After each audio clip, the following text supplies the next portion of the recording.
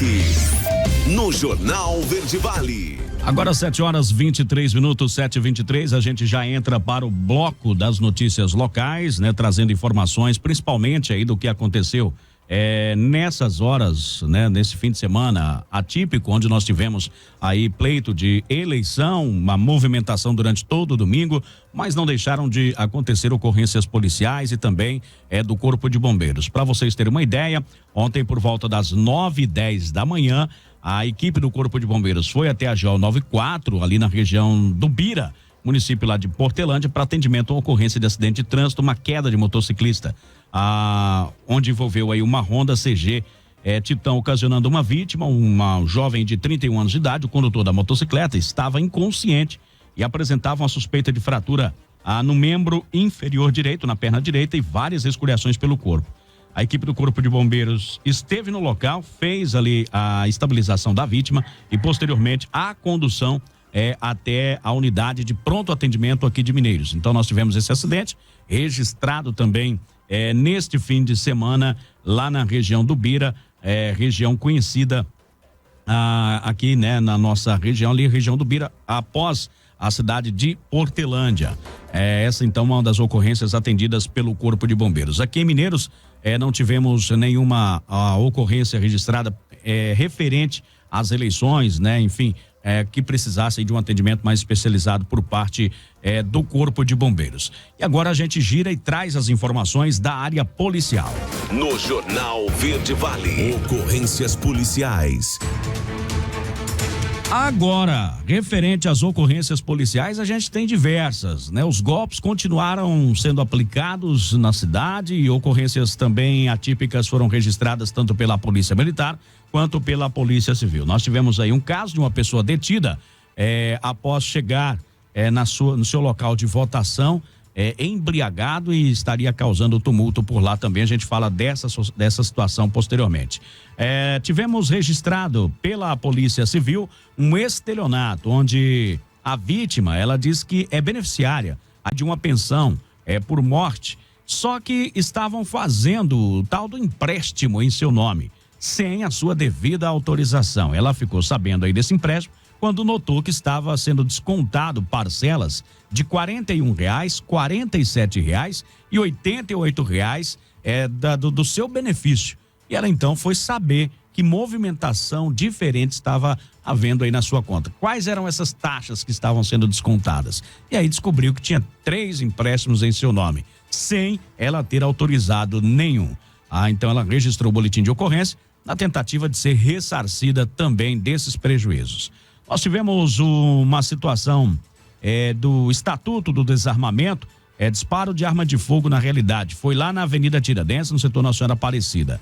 A vítima, ela compareceu na delegacia, ela relatando o seguinte, que estava aí na sua casa dormindo, quando de repente ouviu alguns disparos de arma de fogo na porta da sua residência.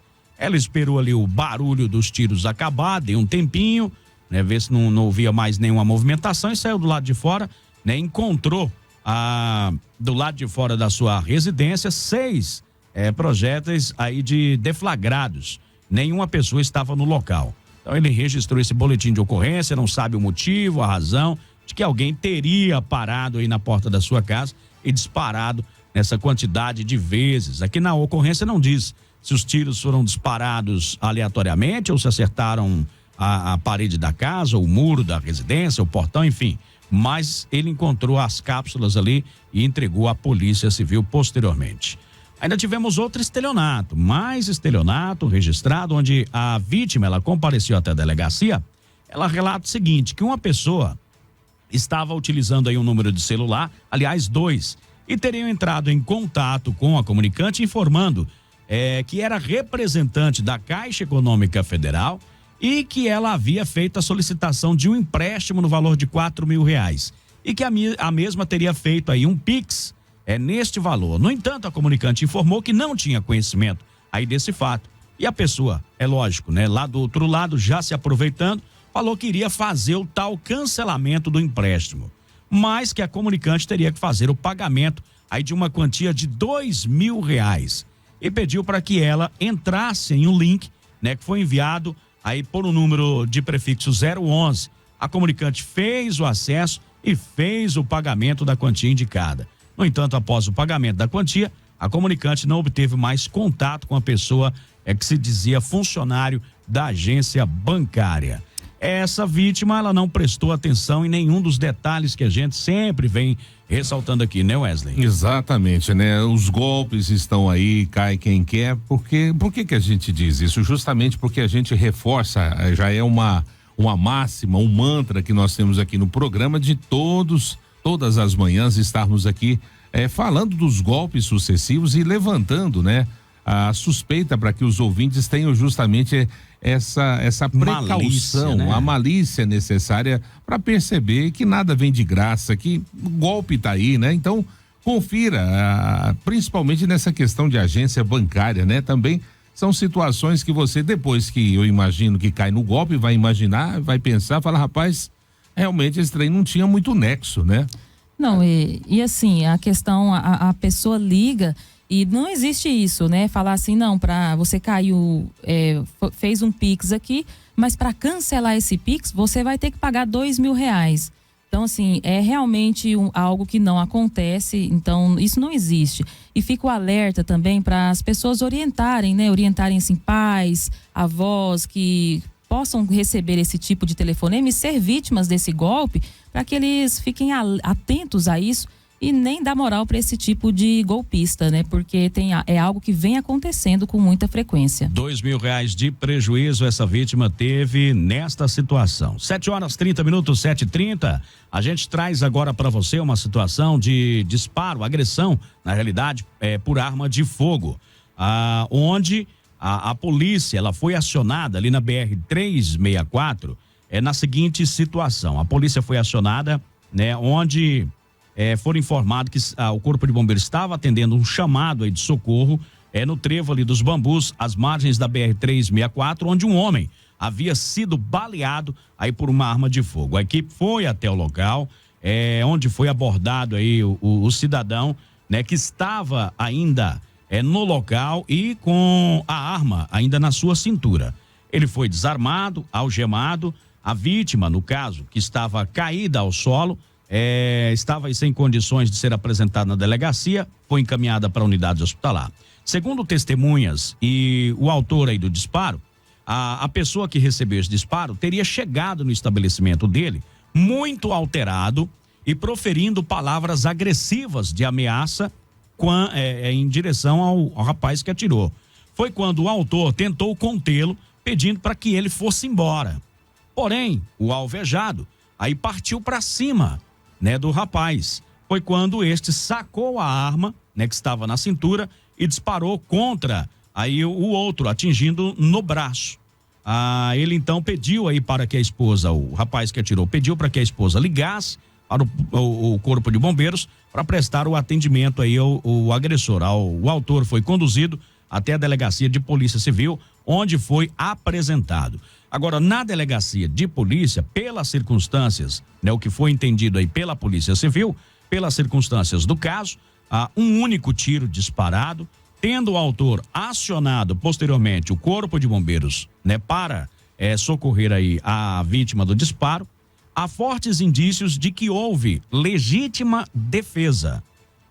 Isso o entendimento da Polícia Civil. Dito isso, a autoridade policial deixou, né, de lavrar o auto de prisão em flagrante e determinou a investigação mediante portaria. Isso significa que o autor do disparo, né, a polícia entendeu que ele agiu para se defender das agressões do rapaz que levou o tiro, então ele não ficou preso, vai ter a investigação mediante portaria, sem a necessidade da detenção aí no caso do rapaz que acabou atirando no outro para se defender no entendimento policial. Olha, vale ressaltar que essa prática, esse tipo de situação adotada aí pela Polícia Civil, ela é prevista no Código Penal, e quando há essa caracterização de que você, na ânsia de se defender das agressões que podem levar a situações ainda piores, você pode, né, utilizar dos meios necessários para se defender. E pela narrativa da ocorrência, fica de certa forma caracterizada que isso ocorreu, ou seja, a pessoa ia ser agredida, não se saberia ao final as consequências dessas agressões, A pessoa poderia ter atirado em qualquer parte do corpo do agressor, acabou atirando no braço, como um tiro, vamos dizer, como na perna e no braço, que não colocaria em tese a vida desse agressor em risco, e imediatamente chamou o serviço de socorro para prestar esse atendimento. Então, diante da narrativa, eu acho que a Polícia Civil fez uma análise do caso, que ao meu visto como leigo seria o correto, e agora as investigações mostrarão se efetivamente ele se defendeu ou se havia alguma coisa a mais aí dentro dessa ocorrência. Vamos lá, prosseguindo e trazendo mais notícias. Nós tivemos uma situação registrada como roubo com aumento de pena, violência ou grave ameaça exercida aí por arma branca. Vamos entender, né, o que de fato aconteceu neste episódio. A equipe da Companhia de Policiamento Especializado CPE recebeu uma ligação via telefone funcional, ou seja, aquele telefone que fica dentro da viatura, no qual informou que o indivíduo teria acabado, né? Aliás, que a vítima teria acabado aí de ter sido roubada, né? E que reagiu e conseguiu imobilizar o autor, né? Que mediante esta situação a equipe foi até este endereço e deparou aí com o autor deitado ao solo e com ferimento na boca e também no rosto, causado pela reação da vítima aí no momento da tentativa de roubo, né? E também um canivete próximo então ao autor. Segundo a vítima, ele estava em seu veículo, né, estacionado e fazendo uso do aparelho celular, e foi abordado aí pelo autor, no qual, de posse aí desse canivete, deu voz de assalto solicitando que passasse o celular. Nesse exato momento, a vítima pediu calma ao autor, né, e ao abrir a porta aí do veículo, percebeu um momento de distração aí do autor desse fato e reagiu aplicando um soco no rosto do autor, que acabou caindo ao solo. Em seguida, a vítima desarmou aí o elemento e solicitou a presença da polícia. Em entrevista, o indivíduo relatou aí, né, o detido, que veio recentemente aí da cidade de Costa Rica, no Mato Grosso do Sul, e que não tinha moradia fixa. Relatou também que já tinha se envolvido em uma tentativa de homicídio naquela cidade, e diante dos fatos, ele foi conduzido, né, até a delegacia de polícia. Lá foi feito o auto de prisão em flagrante em desfavor dele. Tivemos aí essa reação ela não é indicada aí pela polícia, né? Muito bom a gente ressaltar, mas a vítima, ela percebeu ali um momento de distração do autor dessa tentativa de roubo, né? E acabou acertando um soco aí nele, que acabou caindo ao solo, e foi quando ele rendeu o camarada e acionou a polícia militar.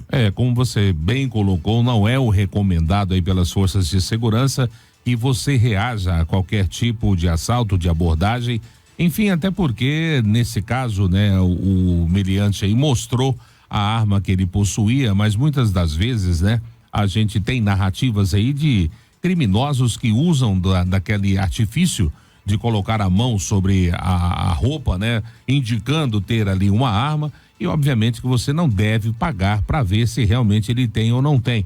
Então, quer dizer, isso aí foi um caso que efetivamente acabou sendo exitoso, quer dizer, teve sucesso, a vítima não sofreu nada e o meliante foi preso. Mas não é essa a regra. Deu certo dessa vez, graças a Deus. Que isso não seja incentivo para que outras pessoas ajam da mesma forma. 7h37 aqui na nossa programação. Ontem tivemos uma intervenção policial na Escola Municipal Elias Carrejo, após, né, uma pessoa ter ali praticado crime eleitoral, né, promover a desordem e prejudicasse os trabalhos eleitorais. A polícia foi acionada, né, dizendo aí que um homem em visível estado de embriaguez estava causando um transtorno, incomodando, perturbando e prejudicando tanto os eleitores como funcionários aí da Justiça Eleitoral.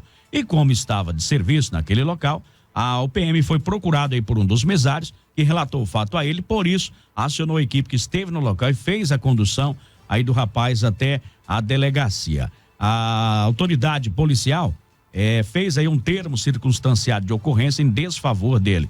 É aquela situação que a gente sempre veio ressaltando aí, né, que caso alguma intercorrência eleitoral acontecesse, o indivíduo poderia ser preso, e nesse caso foi. Várias narrativas, né, foram feitas nesse sentido pelas autoridades que nós aqui entrevistamos há dias anteriores, numa quinta-feira mais precisamente, E também durante todo o dia ontem da nossa cobertura, já no início às 6 horas da manhã, a gente levantou essa hipótese, falando sobre essas possibilidades. Às 8 horas, o promotor eleitoral também entrou conosco ao vivo, falando sobre essa possibilidade de que as pessoas deveriam se comportar, agir de maneira ordeira para exercer o seu direito ao voto, e que qualquer coisa que fugisse à normalidade, a pessoa iria sofrer, então, as penalidades previstas aí pela lei, também pela lei eleitoral. 7h39, nós tivemos uma chamada em atendimento no Solar Betel. Esta situação, a polícia foi acionada após a vítima, no caso aqui uma mulher, informar que ela tem uma medida protetiva contra o seu ex-companheiro, que não aceita o fim do relacionamento, e de acordo com ela, constantemente ele vai à porta da sua residência tentar reatar aí o romance, a relação entre os dois. Só que ela não quer, E nessa data, no caso, o elemento teria pulado o muro da residência, foi quando ela acionou a polícia. Ao perceber que a polícia teria sido chamada, adivinha só, ele pulou de volta, foi embora, a polícia fez um patrulhamento, não conseguiu localizar, ela foi orientada também a procurar a delegacia de polícia e informar o fato. E é o que ela fez, de novo a gente volta naquele chavão que a gente sempre diz aqui, quando um não quer, dois não briga. E aquela situação, se amorosamente, de maneira harmônica, através do diálogo, já se chegou à conclusão, uma das partes pelo menos, de que esse relacionamento não tem futuro, como é que a outra pessoa, eu imagino, queira convencer aí o seu par a voltar a esse relacionamento dessa forma, ameaçando, constrangendo? Quer dizer, óbvio que isso não vai dar certo, e tem que se respeitar a vontade do outro, Para dar certo, os dois têm que caminhar na mesma direção e têm que querer que essa relação aconteça. Se uma das partes não quer, tchau e benção. Agora, 7h40, 7h40, Nós aqui apresentando o nosso Jornal Verde Vale. Ontem nós tivemos, algumas situações também que nos foram repassadas referentes aí ao pleito eleitoral, derramamento de santinhos, nessas informações foram repassadas à Justiça Eleitoral. Temos também informações de pessoas que teriam conseguido aí tirar foto da urna eletrônica, As pessoas têm já aí está na mão da promotoria. Já está na mão da promotoria, isso circulou aí nas redes sociais. Já não basta, a gente falar todos os dias dos problemas que essas pessoas podem ter. E você ressaltou muito bem, Wesley, o seguinte, não é necessário o flagrante ali no momento em que a pessoa está lá em frente à urna, O pós também, aonde essa pessoa divulga, também é passível aí de punição, O pessoal vai atrás e acaba descobrindo quem é. E assim, é a necessidade da pessoa de mostrar aquilo, Ela já tem o direito de ir vestida, de ir caracterizada. Exatamente. Para manifestar ali a sua posição política, o seu posicionamento. Mas além dela ir caracterizada, muitas vezes a pessoa ela quer tirar uma foto e postar nas redes sociais. Então, fica o alerta aí para o segundo turno, que vai ter. Então, realmente, esse tipo de prática vai levar, inevitavelmente, a que essa pessoa seja aí, tenha que prestar esclarecimentos à Justiça Eleitoral. E é o que você disse, Jota? O crime não termina ali naquele momento. Às vezes a pessoa se considera exitosa na prática aí da delinquência, de tirar fotos, mesmo sabendo que não pode, por lei não pode, e a pessoa vai, faz e se sente tão empoderada, Quer dizer, conseguir burlar o sistema. E aí não aguenta, Vem aquela tendência de querer ir nas redes sociais. E eu vou lá num exemplo, que eu sempre digo nos meus ditados, que a minha filósofa mãe, lá do tempo antigo, dizia, que o exibicionismo, essa coisa de você achar, que você, a lei não te alcança ou que ninguém descobre, ela dizia o seguinte: segredo acaba quando duas pessoas sabem. E a gente tem uma tendência de falar, eu vou te contar um segredo, você não conta pra ninguém, não. Justamente. Se você já contou pra próxima, deixou de ser segredo. Ele só é se você sabe, ninguém mais sabe. Cada um tem uma pessoa a qual ele confia, E aquela pessoa que você confiou tem uma outra que ela confia. Eu vou te falar algo que o fulano falou. Mas não fala que eu falei, não. E aí pronto. E aí vai um contando pro outro na confiança. E ainda mais na era digital, Que nós temos aí. É rapidinho, às vezes você solta ali num grupo, de confiança, seu, e aí acaba saindo, vazando aí, como diz. Passou de uma pessoa, já não é mais segredo. Sabe a sua mãe dizer aí ditados aí. Então, filósofa contemporânea. Então, 7h43, fica aí esse alerta, tá? Não. E muita gente também postou fotos, mesmo não tendo tirado, mas isso pode dar trabalho. Mesmo não ter sido ela, mas eu presenciei, até fiz alerta, falei, ó, pessoa, não, eu nem votei. Falei, pois então, você nem votou, né, em forma de, sei lá, gracinha, vamos assim dizer, postava, né, a foto lá de uma urna, mesmo sem ela ter tirado essa foto. É passível de investigação, vai ter uma dor de cabeça desnecessária. Já vou nos meus ditados também até explicar que o nariz de porco não é a tomada, né? Enfim, aí já dá um trabalho danado. Não sei se compensa realmente essa adrenalina toda não, viu? Eu acho que é um estímulo, né? Infelizmente negativo, mas as pessoas quando estão envoltas aí no processo não percebem, né? Há um estímulo das redes sociais, né? Principalmente aí dos grupos de WhatsApp, Instagram, enfim, você mostrar que de alguma forma você burlou o sistema ou você transgrediu as regras, achando que isso, né, vai o tornar uma pessoa mais notada, percebida ou vista de forma diferente pelo seu grupo. E na verdade você está arrumando um grande problema para você, né? Você vai ter que, mediante uma imagem, pode ela ser falsa, mas você posteriormente, se for chamada pela justiça, vai ter que provar que essa foto foi falsa. Ontem também, né, durante a realização do nosso trabalho aqui na emissora, nós recebemos diversas reclamações, né, muitas pessoas dizendo que até uma questão dizendo que digitava o número e não aparecia o nome do candidato, e aí a pessoa terminava de votar e ia embora. É bom ressaltar que não é assim que funciona a situação. Reclamar depois que você saiu é mais complicado ainda de se resolver o problema. Se você notou, né, algo de errado ali, deveria ter chamado o representante, explicado o que estava acontecendo, enfim, no momento em que estava acontecendo. Então, fica aí um alerta, teremos, como Daliana lembrou, segundo turno também aqui no estado de Goiás, onde nós iremos às urnas no próximo dia 30, para votar aí para presidente da República, tendo em vista que governador aqui no estado já está, né, consagrado aí pela Justiça Eleitoral e reeleito, que é o governador Ronaldo Caiado. Então, no estado de Goiás, nós teremos as urnas no dia 30, para escolher aí presidente da República. Imagino eu que essa vai ser a votação mais rápida que nós teremos aqui na história de Goiás, o único candidato. Diferentemente do que aconteceu ontem, né? Demora, nas redes sociais, o que o pessoal reclama é da demora, né, da lentidão, a quantidade de filas e muitas pessoas que não conseguiram sequer entrar nas escolas para poder votar devido ao encerramento do horário. Aquele negócio, muita gente deixa para ir no último horário. Eu vou depois das 4 que tá tranquilo.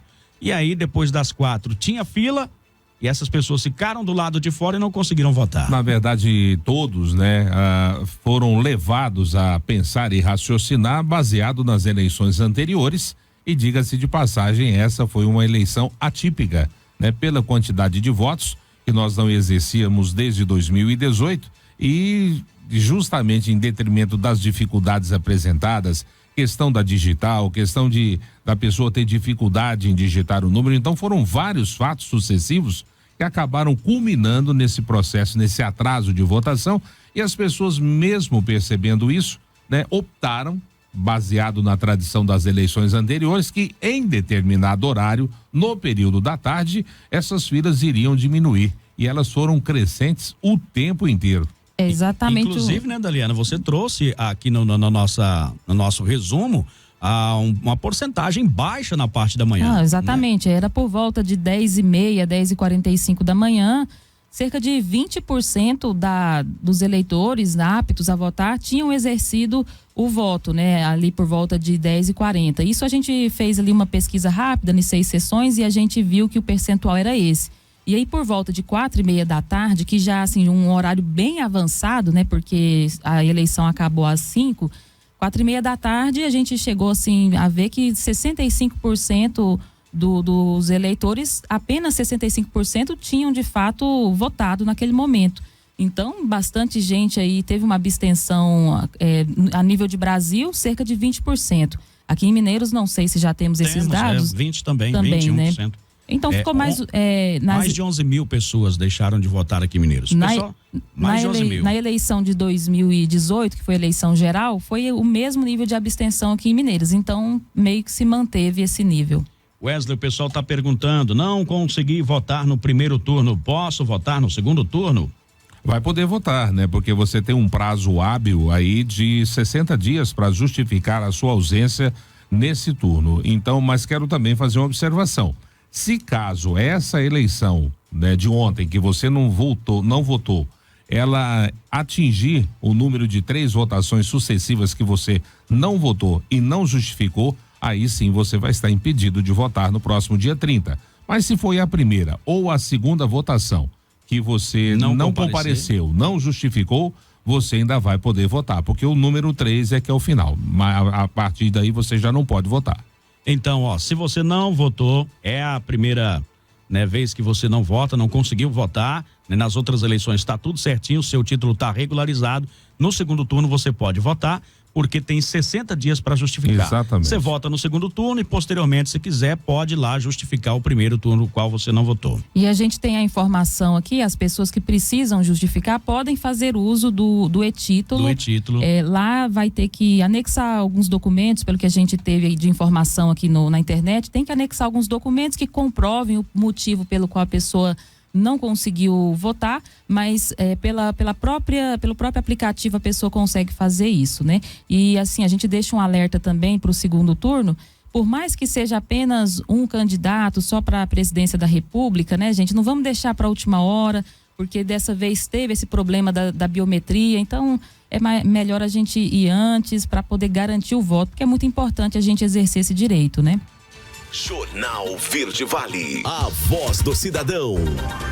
7h50, 7h50, nesta manhã de segunda-feira, poucas, né, ocorrências, mas nós temos algumas aqui. Gostaria que me ajudasse, já tem 3 meses que eu ligo, né, já fui pessoalmente lá na Enel para eles cortarem galhos de uma árvore, né, que está encostando nos fios de energia. A árvore está dando choque, já liguei várias vezes, e não consegui. Mandou tudo aqui, menos o mais importante, o endereço.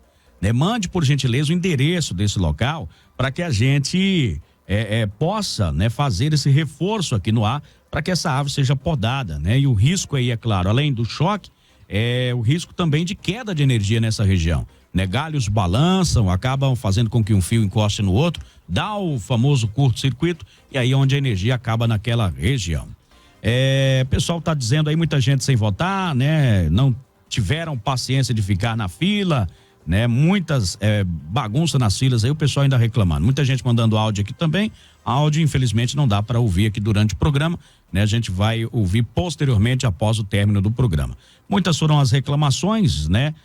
Referentes a principal aí a demora mesmo, né?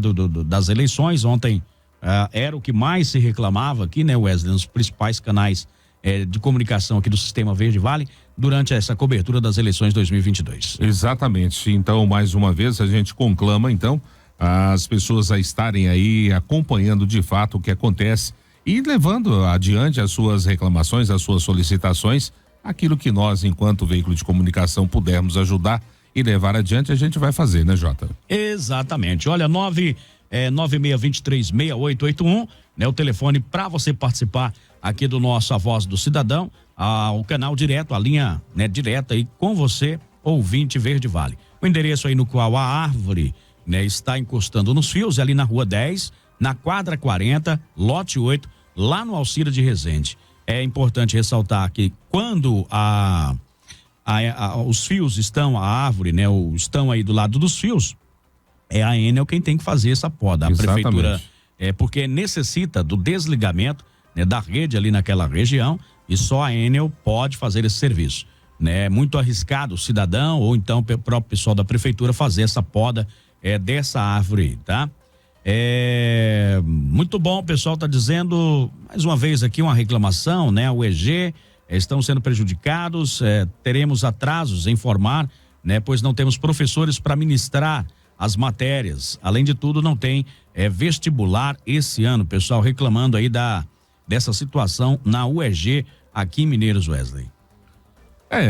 A situação com relação a essa unidade escolar, a UEG aqui em Mineiros, a última fala que nós tivemos do prefeito, inclusive ele esteve lá em Anápolis em reunião lá com o reitor da universidade, e lhe foi garantido que não só a essa unidade de Mineiros seria mantida, como novos cursos, novos vestibulares seriam realizados aqui na cidade de Mineiros, né? Vamos entrar em contato com o prefeito para saber como está essa situação, se realmente o reitor vai fazer aquilo que ele prometeu fazer, né? Vamos nos inteirar desse assunto. Muito boa a participação aí do ouvinte nessa preocupação, e a gente, é claro, né, temos aí ao menos esta resposta última, né? E posteriormente vamos saber se realmente teremos aí vestibulares, né? Como ficará a situação da UEG aqui na cidade de Mineiros.